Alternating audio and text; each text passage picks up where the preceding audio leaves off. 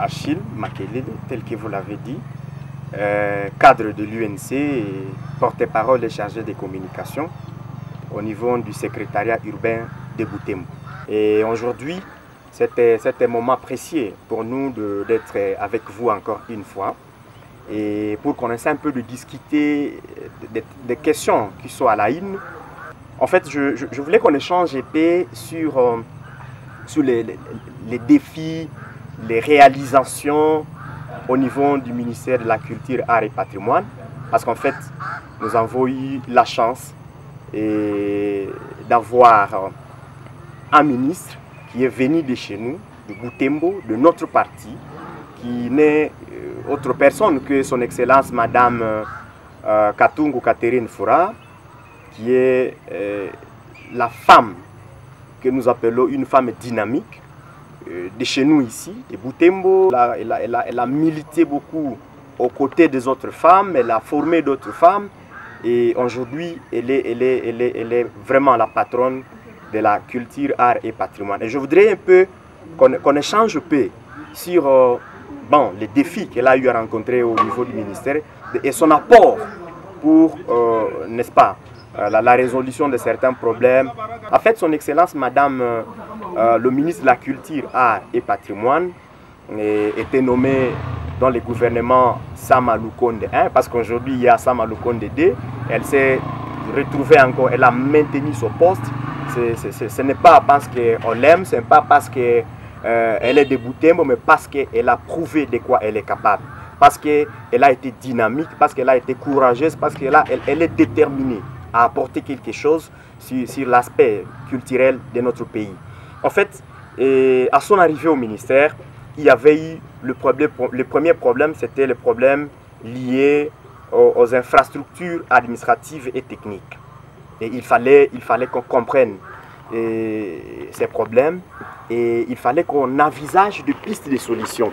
Bon, en fait, j'ai toujours salué le dynamisme de cette femme, qui est une femme qui prouve un certain nombre de capacités, de compétences. En rencontrant des problèmes liés aux infrastructures administratives et techniques, son Excellence Madame le ministre de la Culture, Art et Patrimoine, Katungu Catherine Furaha, a pu procéder à des initiatives, de projets ambitieux pour qu'on essaie un peu d'apporter des pistes de solutions à ces problèmes. C'est ainsi que il existe bien sûr des problèmes, mais des solutions ont été envisagées. Alors, il y a eu des projets ambitieux, notamment des constructions des bâtiments que nous pouvons préférer appeler le quartier général de la culture. Ça n'existait pas à l'époque. C'est un projet que Madame a initié au niveau de ces ministères. Et je crois que c'est une innovation dans ce secteur. Et donc il fallait qu'il y ait un quartier général. Il fallait qu'il y ait en fait des bâtiments qui abritent les institutions qui travaillent dans le secteur culturel au niveau de la capitale. Alors, au-delà de ça, il faut qu'on ajoute aussi que dans ces SAS, que ce soit, parce que nous avons parlé de Kinshasa, certains ont toujours eu le courage de poser la question, mais même si on initie la construction de bâtiments, le quartier général à Kinshasa, mais chez nous, à Butembo par exemple, chez nous à Province Nord Kivu, chez nous à l'Est, qu'est-ce que nous gagnons dans ce sens-là? Parce qu'il y en a bien sûr ceux-là qui pensent qu'ils ne seront jamais à Kinshasa. Alors c'est dans ce sens que, avec des initiatives, avec des ambitions d'apporter des solutions, à ces défis qui étaient déjà là depuis longtemps, son Excellence Madame le ministre a pu convaincre l'autorité budgétaire pour qu'en fait un crédit soit apporté au ministère de la Culture, Art et Patrimoine pour qu'on essaie un peu de faire aussi quelque chose au niveau des provinces. Alors ici, je m'avais directement parlé de 2 centres culturels qui sont déjà passés dans le budget exercice 2023, notamment en ville de Butembo et au niveau du Sud Kivu.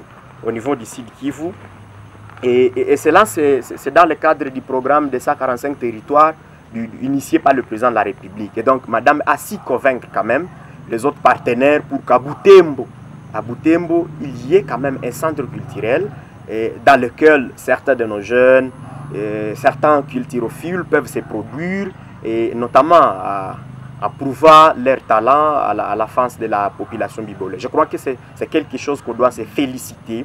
C'est quelque chose pour laquelle la population de Butembo, la population du Nord Kivu, la population du Sud Kivu doit se féliciter. Et donc, c'est un aspect très important qu'il ne fallait pas ignorer. Parce que vous savez, le problème, c'est quoi? Nous qui sommes ici localement, nous devons avoir le courage de dire à la population des initiatives qui sont envisagées par ceux qui sont dans la sphère politique. Alors, il y avait aussi un problème de l'actualisation et le renforcement du cadre légal. En fait, son Excellence est arrivée, il y avait aussi un défi lié aux textes légaux. Il fallait des initiatives dans ce sens-là, et je crois de pistes de solutions ont été envisagées. Il y a les textes des lois déterminant les principes fondamentaux de la culture, qu'on a couramment appelé notamment politique culturelle, qui a été soumis, à son Excellence, à l'autorité alors, à l'autorité de son Excellence Monsieur le Président de la République, qui dans ces mots a toujours parlé du secteur culturel. Et donc nous pouvons dire que son Excellence Madame le ministre a aussi eu la chance d'être accompagné par la présidence de la République dans le cadre culturel. Et donc là-bas, il y a certains textes légaux qui existent déjà. Et quand même, ça nous rassure que la culture reprend son image dans notre pays. Et donc, on peut aussi s'en féliciter. Bon, il y a la question de l'accompagnement du ministère de la Culture, Arts et Patrimoine à la matérialisation, ou à la mandature du chef de l'État. Au niveau de l'Union africaine, Madame Aïe a accompagné sur le plan culturel le mandat du chef de l'État à l'Union africaine. Et là, c'est par confiance, non seulement par confiance, mais aussi par détermination de son ministère, qu'on a pu dire que non, en tout cas, elle peut nous accompagner dans ce secteur-là. En fait,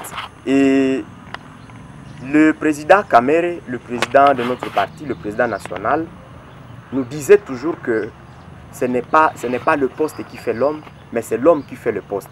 Donc c'est l'homme qui donne l'honneur, c'est l'homme qui élève un poste. On peut nommer quelqu'un chef de quartier, mais sa capacité managériale peut laisser à ce que les gens avient ses postes. À l'époque, lorsque on donnait le ministère de la Culture à certaines personnes, il y a les gens qui disaient entre guillemets Banatopati Amifupa.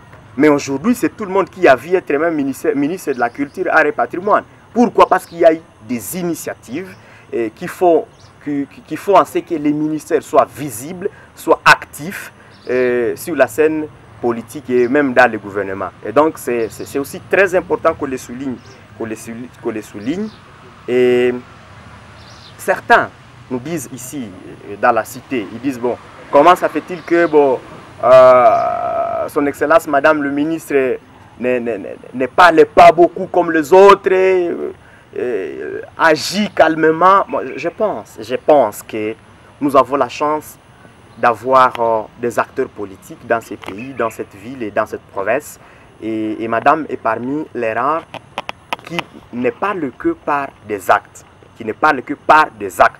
Pourquoi? Parce que, en fait, quelqu'un me disait que les grands parleurs ne sont pas de grands faiseurs. Et donc, les grandes réalisations existent, mais les gens ne les découvrent pas. C'est pourquoi nous avons pris le courage de venir quand même devant la presse pour dire non, il y a certaines réalités. Mais je vais insister localement, je vais insister sur les centres culturels qui seront construits.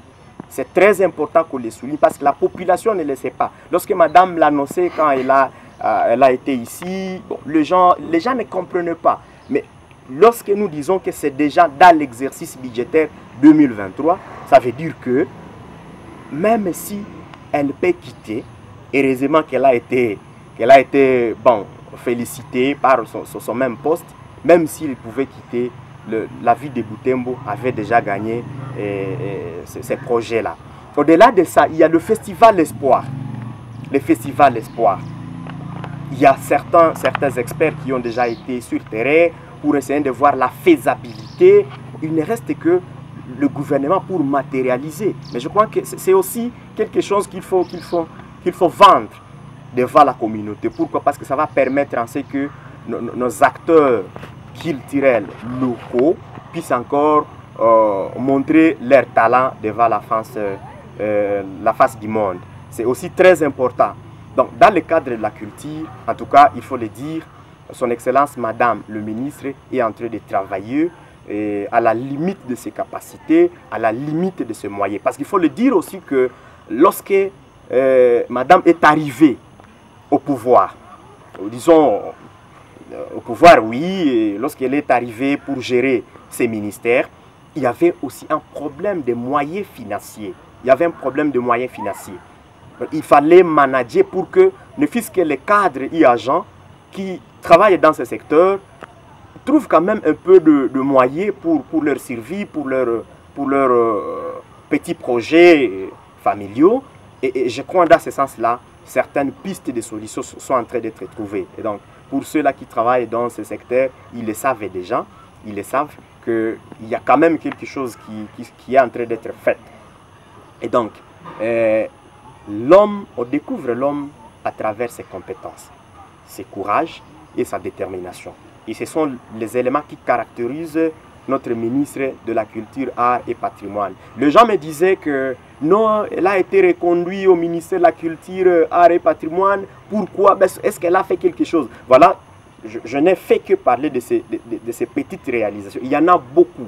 Mais je me dis, lorsque l'autorité morale du parti, permettez les concepts d'autorité morale chez nous, ça ne passe pas tellement, mais lorsque le président national du parti évalue les ministres qu'il a eu à proposer au niveau du gouvernement, elle trouve quand même que, bon, l'autorité trouve que il y a quand même au ministère de la Culture une personne qui est en train de travailler et qui est bien cotée, non seulement par lui qui est le président national du parti, mais aussi et surtout par le chef du gouvernement, le président de la République, mais aussi la population. Mais il fallait renouveler cette confiance, il ne fallait pas bouger ces ministères-là pour amener quelqu'un d'autre. On risque que certains projets disparaissent, justement. Donc, il fallait qu'on la remercie, qu'on l'encourage par rapport à ce qu'elle fait. C'est pourquoi elle s'est retrouvée encore dans le gouvernement Samade. Il y en a d'autres qui sont sortis, mais bon, c'est le courage, je le disais, la détermination, les initiatives, l'esprit d'innover qui la caractérise et qui ont poussé à ce que le grand décideur de ces pays dise non, non, en tout cas, cette maman peut rester encore ici, elle a encore trop à faire et ce pays a besoin d'elle dans ce secteur. Alors, que doit faire la population localement pour encourager Madame le ministre? Bon, je pense que nous sommes dans le monde politique et Madame a déjà annoncé, je le dis, elle a déjà annoncé sa candidature à la députation nationale. Si elle ne l'a jamais dit publiquement devant tout le monde, mais au moins quand même chez nous, au parti, elle a toujours manifesté cette ambition-là. Et vous savez, elle a été ministre, c'est parce que certains décideurs l'ont voulu. Mais ça peut être encore plus important que la population elle-même la voit pour qu'elle la serve. Et c'est très important. Parce qu'en fait, les calibres, il y a beaucoup de personnes qui ont besoin d'être envoyées, de travailler pour la population, mais nous devons avoir le moment de voir les calibres, de voir celui-ci est capable de quoi, celui-ci est capable de quoi. Parce que même dans un champ de cacao, on sait quand même distinguer les cabosses. Il y a des petites cabosses, il y a des grosses cabosses. Et donc, les grosses cabosses sont toujours capables de donner des grosses fèves. Ça veut dire quelqu'un qui a des compétences, nous devons avoir le temps de l'encourager et de l'envoyer de l'avant. Donc, je peux dire à la population d'être fière d'abord d'avoir une maman capable, une maman qui a des compétences au même titre que les hommes. Et donc, nous devons l'encourager, la récompenser. C'est ça. Donc, c'est très important qu'on le dise ainsi. Et donc, nous sommes là, nous sommes ici, à Butembo. Et parfois, les gens, lorsqu'ils sont à Kinshasa, ils sont trop pris. Il y a trop à faire dans ces pays. Mais nous qui sommes ici, nous devons avoir quand même le temps de dire à la communauté, de dire à la population que tel est capable de telle chose et tel est capable de telle autre chose. Bon, oublier les artistes de la vie de Butembo, je ne suis pas d'accord. Je ne suis pas d'accord parce que vous aviez été informé de la construction d'une galerie d'art. Comment elle a oublié les artistes quand elle-même parle de la galerie d'art. La galerie d'art, en fait, c'est un espace où chaque artiste vient exposer ses talents.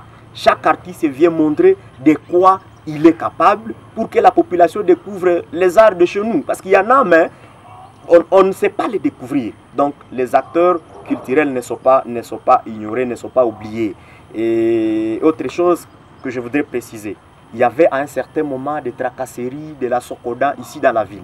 Mais il faut quand même informer les gens que Madame le ministre a eu le courage de dire, d'instruire à la Sokoda que la population de Butembo qui travaille dans les cabines et consorts ne doivent pas être tracassés par cette société. Et il y a eu une lettre qui a été envoyée à la Sokoda, qui a été envoyée aux plusieurs partenaires pour que justement les gens qui se débrouillent, les entrepreneurs qui se débrouillent dans ce monde-là, puissent quand même aller de l'avant. Parce que c'est ça aussi le rôle de l'État, accompagner les petites initiatives. Mais lorsqu'on devient encore celui qui bloque les initiatives, ça devient compliqué. Alors, il y en a ceux qui ne savent même pas ça.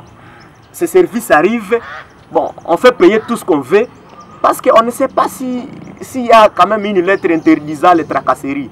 C'est pourquoi nous avons le devoir de le dire à la population. Nous devons le dire à la population ouvertement et à travers, n'est-ce pas, vos micros. Mais aussi quelque chose qu'il faut ajouter lorsque vous disiez que certains artistes pensent être oubliés. Bon, pendant son séjour à Butembo, on peut quand même le dire qu'on a eu à découvrir certains talents. Moi, je suis arrivé personnellement à l'espace Holiday Impact. J'ai vu que chez nous, il y a des personnes qui interprètent des chants, il y a des personnes qui interprètent des cantiques.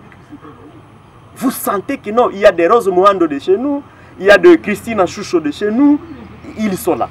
Je suis arrivé également au stade Matokeo. J'ai vu les gens, les jeunes talentueux qui sont là, qui ont presté, qui ont exposé leur talent.